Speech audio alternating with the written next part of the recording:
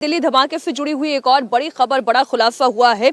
लाल किला विस्फोट के आरोपी doctor Muzammil, doctor Umar, doctor Adeel और डॉक्टर शाहीन ने मिलकर तकरीबन 20 लाख रुपए नकद जुटाए थे और बाद में ये सारा पैसा डॉक्टर उमर को हैंडओवर कर दिया गया था।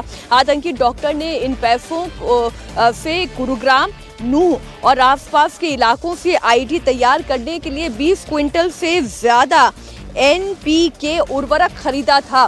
करीब 3 लाख का एनपीके उर्वरक यानी कि नाइट्रोजन, फास्फोरस और पोटेशियम खरीदा था। खबर ये भी है कि इस दौरान डॉक्टर उमर और डॉक्टर मुजम्मिल के बीच पैसों को लेकर विवाद भी हुआ था। पुलिस के सूत्रों के मुताबिक उमर ने सिग्नल ऐप पर 2 से 4 सदस्यों वाला एक ग्रुप भी तैयार किया था। इस वक्त की बड़ी खबर आपको बता दें, एक और बड़ा खुलासा इसी धमाके से जुड़ा हुआ। 12 नवंबर को धमाका करने का प्लान था, ऐसा सोर्सेस बता रहे हैं। जांच एजेंसी ने 12 नवंबर का अलर्ट दिया था। जी कुमार। देखिए मीनाक्षी, एक सीसीटीवी जो है वो एजेंसियों के हाथ में लगा है, जिसमें कि हमने भी, इंडिया टीवी ने भी बताया था, पूरी रूट मैपिंग करके बताया था। उमर मोहम्मद जो है वो ब्लास्ट वाले दिन कनॉट प्लेस भी गया था। आउटर सर्कल का एक सीसीटीवी आया है जिसमें वो जो है सीधा जो है 12 खंबा की तरफ बढ़ रहा है और तकरीबन 2:05 का ये पूरा सीसीटीवी है। 2:05 और 58 सेकंड के आगे पर जो है वो दमकल का एक दफ्तर है, वहां से निकल रहा है। तो ये पूरा सीसीटीवी का जो फुटेज है वो दिल्ली पुलिस की स्पेशल सेल ने रिकवर किया है और इसी सीसीटीवी को लेकर अब जो है जो पूरी मैपिंग की जा रही है, पूरी रोड मैपिंग की जा रही है, रूट मैपिंग की जा रही है, उसमें जो है पुलिस की जांच में और मदद मिलेगी। फिलहाल अब सीसीटीवी एक और जो है हाथ लगाया दिल्ली पुलिस की स्पेशल सेल के, जिसमें क्योंकि मैंने आपको बताया था मीनाक्षी की बदरपुर एंट्री से लेकर लाल किले के धमाके तक उमर मोहम्मद का रूट क्या था, उस रूट के दौरान कितने सीसीटीवी लगे थे, उन तमाम सीसीटीवी फुटेज को जो है पुलिस खंगाल रही है। क्योंकि वो फुटेज खंगालना इसलिए जरूरी हो जाता है कि उस रूट के दौरान उमर मोहम्मद ने किसी से बात तो नहीं की, किसी से मिला तो नहीं, कहीं रुका तो नहीं, और रुका तो वो किस मकसद से रुका, इन तमाम एंगल्स को लेकर जो है मीनाक्षी इस वक्त पुलिस जांच में जुटी हुई है। जी बिल्कुल, इस वक्त की बड़ी खबर हमारे सहयोगी कुमार सोनू दे रहे हैं और वो सीसीटीवी फुटेज भी इस वक्त आप इंडिया टीवी पर देख रहे हैं। सीसीटीवी फुटेज में आप देखिए एक i20 कार है, उसके ठीक बगल में एक ऑटो चल रहा है, पीछे 2 स्कूटीज चलती हुई दिखाई दे रही है, उसके ठीक दाहिने तरफ एक कैब भी आपको चलती हुई दिखाई दे रही है और ये i20 कार अपनी गति से आगे की तरफ बढ़ती हुई दिखाई दे रही है।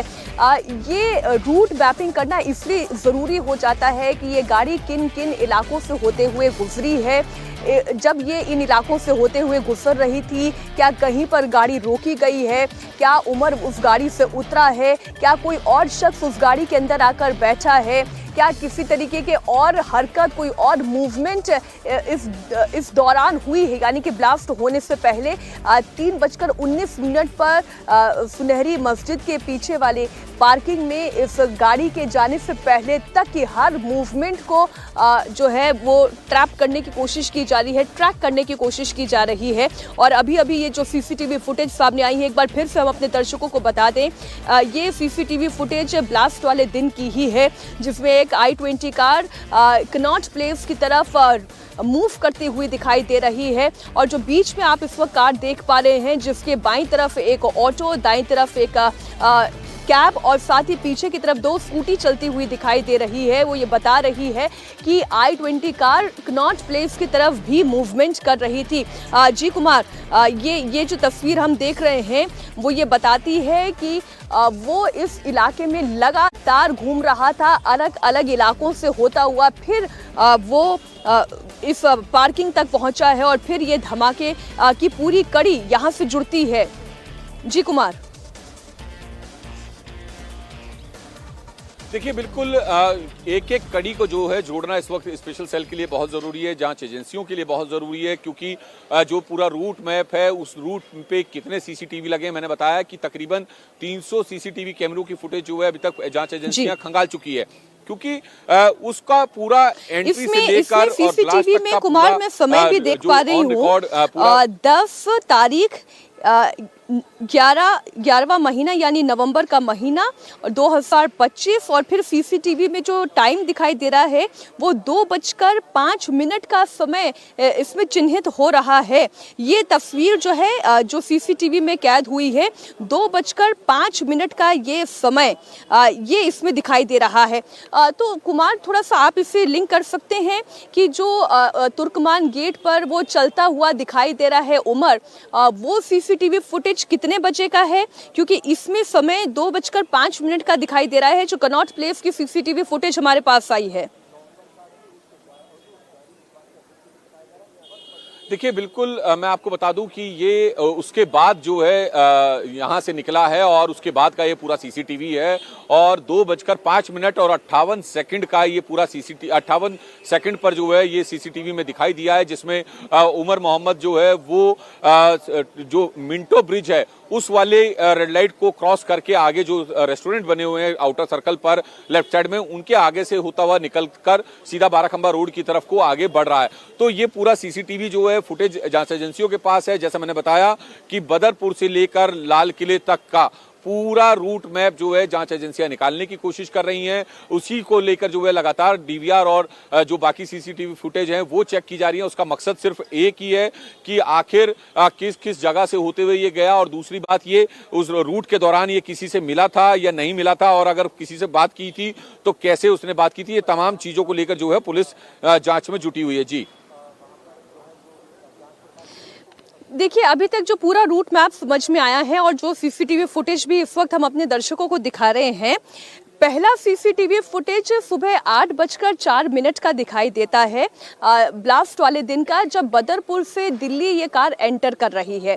उसके बाद जो सीसीटीवी फुटेज ट्रैक हो पाया है उसमें ये I-20 कार कनॉट प्लेस से होती हुई लाल किले के पास तक पहुंच रही है। इससे पहले पूरी ईस्ट दिल्ली, नॉर्थ दिल्ली घूमते हुए नॉर्थ ईस्ट सेंट्रल डिस्ट्रिक्ट तक घूमते हुए कुमार ये गाड़ी यहाँ तक पहुँच रही है। तो इसका मतलब ये है कि 2:05 पर ये I-20 कार कनॉट प्लेस के आउटर सर्कल पर दिखाई देती है। फिर उमर अपनी गाड़ी को कहीं पार्क करता है और फिर वो मस्जिद की तरफ आगे जाता है, जो उसकी चलते हुए सीसीटीवी फुटेज कैप्चर हो पाई है। और फिर लाल किले की पीछे वाली पार्किंग, जहाँ पर 3:18 का जो सीसीटीवी फुटेज है वो इतना लिंक समझ में आ पाया है कि ये गाड़ी कहाँ से घूमते हुए उमर इस धमाके वाली रात को या उस धमाके से पहले तक कहाँ पर ये किन किन इलाकों में घूमा है, वो ये तस्वीरें बता रही हैं। कुमार देखिए बिल्कुल, और ये मैं कुमार आपके पास दोबारा आऊंगी, उससे पहले एक और बड़ी खबर आ गई है। दिल्ली धमाके से जुड़ा हुआ एक और बड़ा खुलासा हुआ है। 12 नवंबर को धमाका करने का दरअसल पूरा प्लान तैयार किया गया था। जो सोर्सेस से हमें जानकारी मिल रही है, 12 नवंबर को धमाका करने का प्लान था। जांच एजेंसी ने 12 नवंबर का एक अलर्ट पहले से ही जारी किया था। शाम 5 बजे से लेकर रात 10:30 बजे तक ये हाई अलर्ट था। संदिग्ध गतिविधि के दौरान फौरन कार्रवाई करने का निर्देश भी दिया गया था। जम्मू कश्मीर प्लेट की गाड़ियों की भी जांच करने का आदेश था। ये बड़ी खबर इस वक्त हम अपने दर्शकों को बता रहे हैं। 12 नवंबर को धमाका करने का प्लान था और इसके लिए एक पहले से ही हाई अलर्ट दिया गया था और शाम 5 बजे से लेकर 10:30 बजे तक का ये हाई अलर्ट था और संदिग्ध गतिविधि होते ही फौरन एक्शन करने का भी निर्देश दिया गया था। इस बीच एक और बड़ी खबर आपको बता दें, 3 दिन के बाद भी ब्लास्ट में मारे गए लोगों के बॉडी पार्ट्स अभी भी रिकवर किए जा रहे हैं।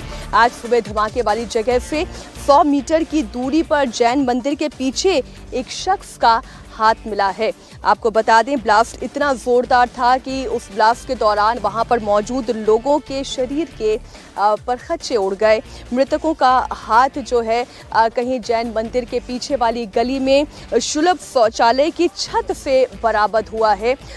बहुत ही दर्दनाक है ये उन परिवारों के लिए भी जिन्होंने अपने खोए हैं उसमें, क्योंकि जिस तरीके के शत विशत शरीर हो गया था, उनकी पहचान, उनकी शिनाख्त करना तक मुश्किल हो गया था।